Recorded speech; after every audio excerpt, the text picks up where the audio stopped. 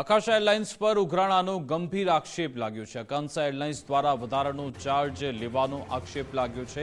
અમદાવાદના પૂર્વ કોર્પોરેટર ઇકબાલ શેખે આ રજૂઆત કરી છે। કેન્દ્રીય મંત્રી અને મુખ્યમંત્રી ભૂપેન્દ્રભાઈ પટેલની અરજી કરી એરલાઇન્સ પર ટેન્ડરની શરતોના ભંગનો ગંભીર આક્ષેપ લાગ્યો છે।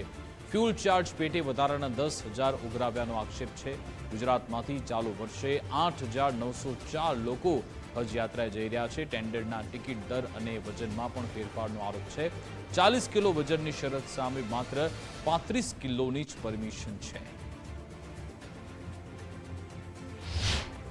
અત્યારે એ લોકો એક સર્ક્યુલર કર્યું છે અને સર્ક્યુલરની અંદર એમ કહેવામાં આવ્યું છે કે ભાઈ ફ્યુલ ચાર્જ વધારો થયો છે એટલે તમે 10,000 એક્સ્ટ્રા આપવા પડે અને જે 5 કિલો વેટ તમારે લઈ જવાનું હતું 40 કિલો વેટ એમાં 5 કિલો ઓછું કરીને 35 કિલો વેટ લઈ જવામાં આવશે જવામાં કે લાવવામાં।